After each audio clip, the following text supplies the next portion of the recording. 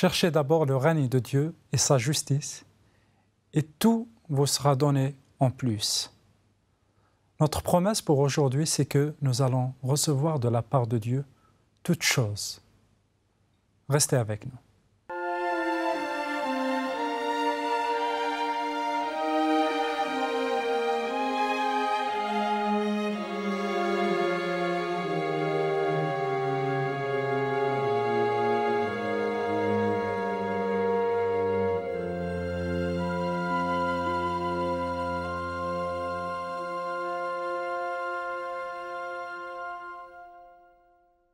Chers amis, bienvenue et bonjour pour une nouvelle émission sur le thème « Les promesses de Jésus ». Nous allons continuer avec notre pasteur Pierre Péchou sur ce thème des promesses de Jésus. Et aujourd'hui, nous allons parler sur une autre promesse que notre pasteur vient avec. Bonjour et bienvenue Pierre. Bonjour Anafi et bonjour à tous ceux qui nous regardent. Alors, ceux qui te regardent attendent de toi une promesse de la part de Jésus. Quelle est la promesse ou qu'est-ce que tu veux partager aujourd'hui avec nos amis? Tu nous l'as un petit peu dévoilé en introduction. Je n'ai pas l'habitude de lire de longs textes parce que souvent ça prend du temps, mais là, je vais faire une exception parce que c'est un texte vraiment très connu et très beau et je pense que nous aurons plaisir à l'entendre et à se le rappeler si on le connaissait déjà. Il se trouve dans l'Évangile de Matthieu, chapitre 6. Nous avons partagé dans plusieurs émissions le même chapitre, ce fameux discours que Jésus fait sur la montagne, ou le sermon sur la montagne. Dans l'Évangile de Matthieu, ce long discours prend 3 chapitres, les chapitres 5, 6 et 7. Et ensemble, nous avons l'occasion de partager plusieurs promesses, déjà juste dans le chapitre 6. Ce qui est bien, c'est parce que parfois, on a l'impression de lire le sermon sur la montagne. Je ne sais pas, on peut prêcher sur ne pas juger, sur garder la loi, mais on ne pense pas souvent qu'il est plein de promesses aussi. Oui, c'est plein d'encouragements en fait.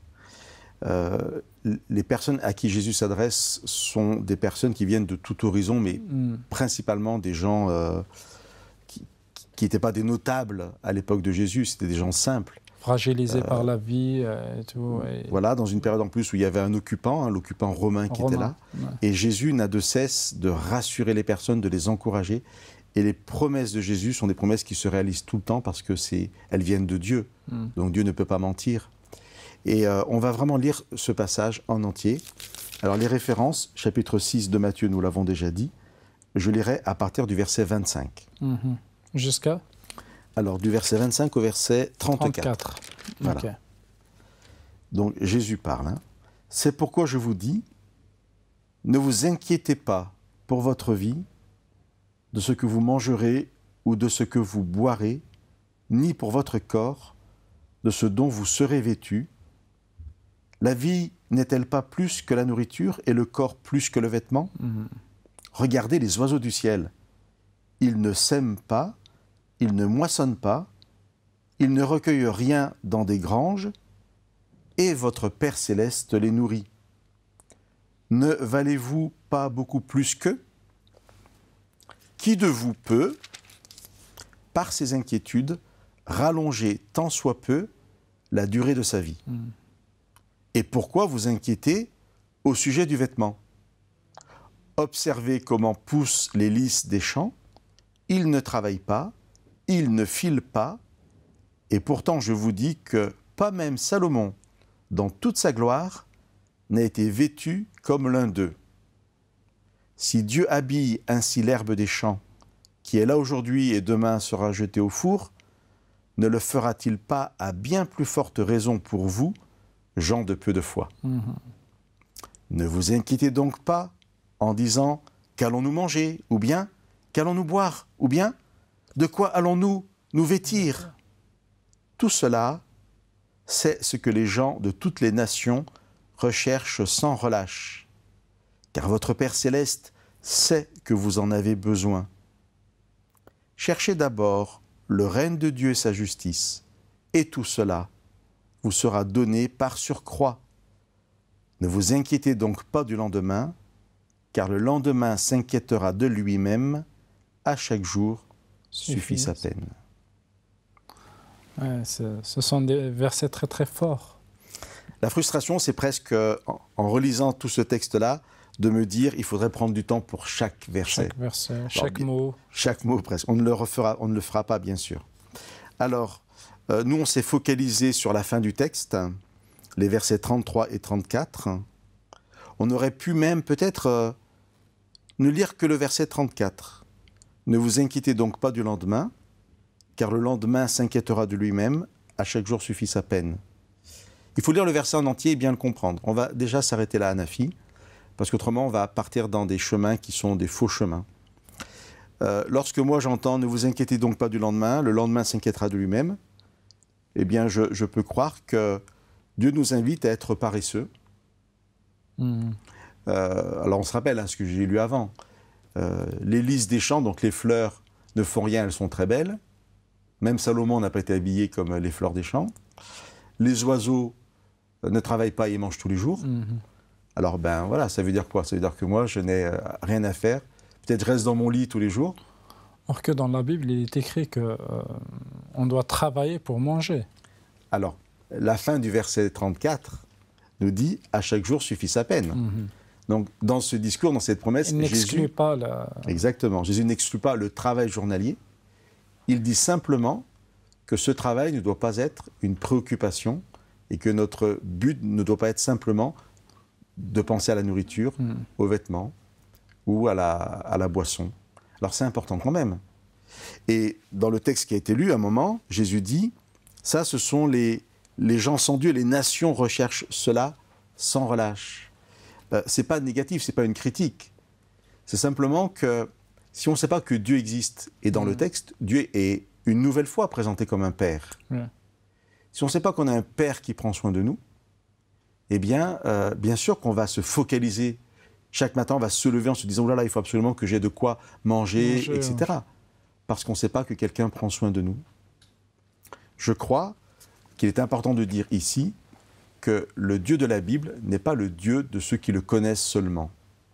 Et d'autres passages de la Bible nous révèlent très clairement que Dieu est le Dieu de toutes les nations. De tout le monde. De tout le monde. Mais quand on connaît qui est son Père... Y compris ceux qui ne croient pas en lui. Oui. Ceux qui renient son existence, ceux qui disent que Dieu n'existe pas. En réalité, Dieu, en fait, s'occupe d'eux aussi. Exactement. Mais bien entendu, lorsque vous savez qui est votre Père, vous pouvez aller à lui et rentrer dans un autre type de relation et lui demander des choses que ceux qui ne connaissent pas leur Père ne peuvent pas demander. Donc on est dans cette situation-là. Ouais. Alors, le verset 34, donc, ce n'est pas un appel à la paresse, c'est à chaque jour suffit sa peine, mais sa peine sera bien sûr le fait de vivre chaque jour, de se lever, de travailler, si on a un travail. Mais de toute façon, quelle que soit sa situation, maintenant on arrive au verset 33, et le verset 33 nous dit « Cherchez d'abord le règne de Dieu et sa justice, et toutes ces choses matérielles, je m'en occupe. » Alors peut-être il faudrait prendre une image, elle vaut ce qu'elle vaut, mais puisque ici Dieu se désigne comme un père, Jésus parle de Dieu comme d'un père, eh bien prenons cette image du père qui aurait des enfants qui étudient à l'université. On peut imaginer que le père va soutenir ses enfants. Peut-être que les enfants vont quand même, en plus de leurs études, travailler à côté pour avoir un peu d'argent, mais ils savent que le père s'occupe quand même d'eux. Tu vois, j'essaie de prendre cette image. C'est bien l'enfant qui va faire ses études, c'est bien l'enfant qui peut-être aura un petit job à côté pour des dépenses plus personnelles. Mais l'ensemble des études, la grande partie, c'est le père qui s'en occupe. Quoi. Voilà. Alors ça, c'est une situation un peu idyllique. Dans le monde, il y a plein d'endroits où les parents ne peuvent pas, ils n'ont pas l'argent et les enfants doivent vraiment travailler. Mais on peut quand même prendre cette image. Donc c'est vraiment plutôt, j'ai envie de dire, presque un travail d'équipe. C'est-à-dire, le Père est présent, il s'occupe de nous, et nous sommes dans la dynamique de la vie chaque jour à faire ce qui doit être fait. Mais alors justement, sur quoi on va se focaliser? Et là, je reviens à nouveau au verset 33, qui prend vraiment de l'importance. C'est Jésus qui nous dit, voilà, qu'est-ce que vous allez faire chaque jour? Cherchez d'abord le règne de Dieu et sa justice. Et si vous faites ça, tout le reste vient. Alors, c'est conditionnel.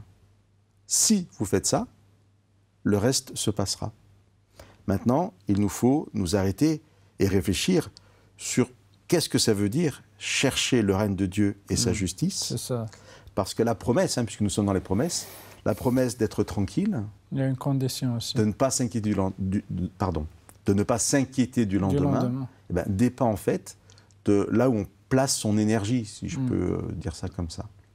Alors, chercher le règne de Dieu et sa justice. Dans d'autres versions, on pourra aussi avoir chercher le royaume de Dieu et sa justice.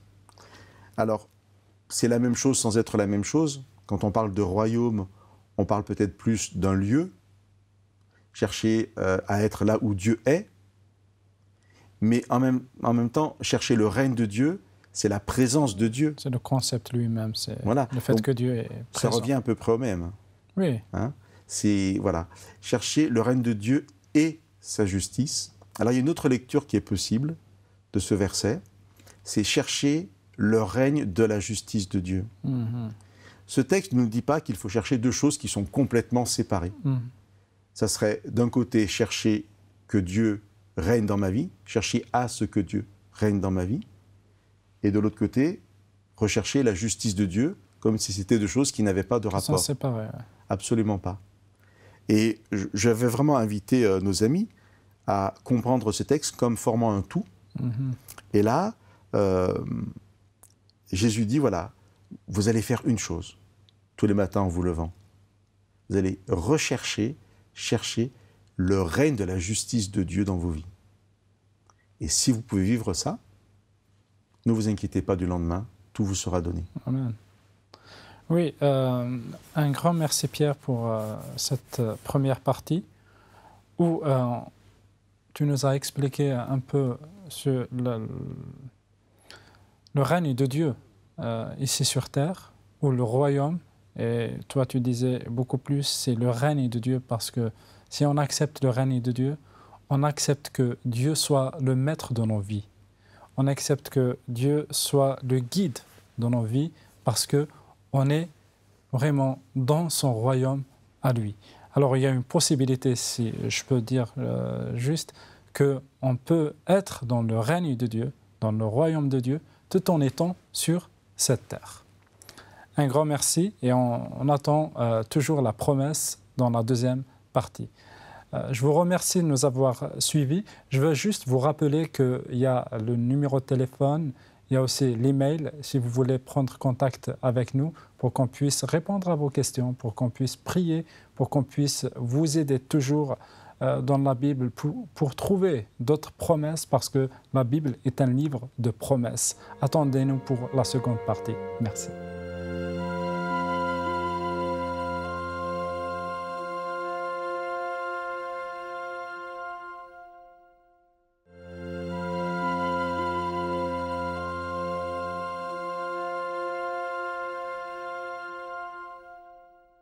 Bonjour, pour cette deuxième partie, nous avons parlé de la justice de Dieu, de son royaume, et aussi du lendemain. Avec Pierre Péchou, et il veut toujours continuer à développer la justice de Dieu dans la Bible. Pierre, bonjour et bienvenue pour une deuxième fois. Tu m'as dit que tu veux aussi parler un peu sur la justice de Dieu, ou sur le royaume de Dieu. Oui, je veux continuer là-dessus parce qu'en fait, on voit que c'est ça qui va conditionner de pouvoir vivre la promesse, c'est-à-dire ne pas s'inquiéter du lendemain. Alors, dans la première partie, tu as fini en disant qu'on remarque que le royaume de Dieu peut déjà être maintenant. Parce qu'aussi, effectivement, dans la Bible, le royaume de Dieu est à venir comme étant cette nouvelle terre où le mal n'existera plus. Et c'est très intéressant parce que, en fin de compte, il y a un jeu en fait entre ces deux endroits, la terre, le ciel, le royaume, enfin la vie qu'on vit maintenant, puis le royaume de Dieu à venir. En même temps, on l'a dit, le royaume de Dieu, il est aussi là, puisque chercher le règne de Dieu, c'est qu'on peut le trouver. Donc si on est sur cette terre, on va le trouver sur cette terre. Alors il y a ce jeu entre les deux qui est très intéressant, ça c'est une vérité qui va traverser toute la Bible, c'est que Dieu n'a qu'une envie, son unique but, c'est qu'un jour nous soyons réunis avec lui, là, pour le coup vraiment dans le ciel, dans son royaume, et pour que nous puissions être avec lui, eh bien Dieu va venir avec nous. Et donc Dieu va être sur cette terre, au milieu de nous, pour qu'un jour nous puissions être avec lui. Amen. Et pour que nous puissions prendre conscience de sa présence et jouir de sa présence, et aussi être transformés par sa présence, eh bien comme un père, je reviens à cette image du père, comme un père, Dieu dit, ok, vous allez vraiment vous occuper à chercher ma présence, on peut dire ça comme ça aussi.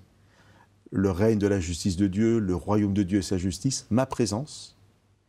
Et puis moi, parce que je suis là aussi, parce que vous le savez, comme un père, je m'occupe. Est-ce qu'on ne peut pas voir ici, si je peux dire, un changement de rôle?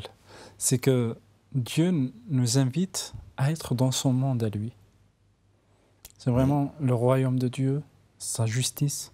Il nous invite vraiment à changer de cap, à être dans son monde. Et je vais vous donner tout en plus, c'est qu'il rentre dans notre monde. Là, on voit, comme tu viens de le dire, un père qui nous invite à être dans son monde à lui. Et lui, il rentre dans notre monde pour nous faciliter la tâche d'y être avec lui. Voilà, alors c'est vraiment intéressant de le présenter comme ça. Maintenant, il faut qu'on s'attarde vraiment, comme tu l'as dit tout à l'heure, hein, sur la justice de Dieu. Parce que les mots n'ont pas vraiment de valeur en eux-mêmes, si on ne les explique pas, si on ne les met pas dans un contexte. Alors, qu'est-ce que la justice? Ce qu'on peut dire peut-être, je pense qu'on sera tous d'accord sur cette définition très simple, la justice, c'est l'ensemble de ce qui est juste. Vivre la justice, c'est faire ce qui est juste. Les droits. Voilà, et droit, juste, droit, voilà. Conforme à la volonté de Dieu, c'est faire le bien, etc. Alors, une fois que j'ai dit ça, maintenant je vais lire un verset qui est toujours dans ce grand discours de Jésus sur la montagne, ce sermon sur la montagne, mais dans un autre chapitre, au chapitre 5. Et c'est un verset, j'ai presque envie de dire, un peu violent. Et on l'expliquera. C'est les références, donc c'est Matthieu chapitre 5, et c'est le verset 20. C'est la fin d'une prise de parole de Jésus. Et là, il dit, je vous le dis, si votre justice ne surpasse pas celle des scribes et des pharisiens, vous n'entrerez jamais dans le royaume de Dieu. Et on retrouve un peu les mêmes mots. Hein. Alors, on explique un petit peu. Les personnes très religieuses à ce moment-là, qui s'occupaient des affaires religieuses, qui étaient les gardiens de la loi, qui s'occupaient de recopier le texte sacré, les scribes, les gardiens de la loi, les pharisiens, étaient vraiment considérés par le peuple comme des gens religieux, comme des gens qui étaient proches de Dieu, parce qu'ils s'occupaient des affaires de Dieu. Mais peut-être que leur religion, elle était d'apparence, elle était de surface. Et Jésus est un peu violent quand même, il dit, si votre justice ne dépasse pas celle de ces gens qui se disent religieux. Eh bien, pour expliquer ça, il y a un autre verset de la Bible où Dieu dit au prophète, vous regardez à l'apparence, toi tu regardes à l'apparence. Moi je regarde au cœur. Mais moi je regarde au cœur. On ne peut pas tromper Dieu. Je pense que dans nos... Alors, si j'ai bien compris, la justice, c'est pas d'être un religieux. La justice de Dieu, c'est pas d'être quelqu'un, voilà, je jeûne, je prie, je lis ma Bible, et là, je suis juste, j'ai cette justice vis-à-vis de Dieu. Alors, c'est pas mal d'être religieux. Si, comme tu le définis, c'est jeûner, prier, lire sa Bible, c'est même très bien. Si c'est de dire, regardez, je jeûne, regardez, je prie, regardez, je lis ma Bible, juste pour faire croire aux autres, là, c'est de l'apparence. Et en plus, si cette lecture de la Bible, si cette prière, si ce jeûne n'a pas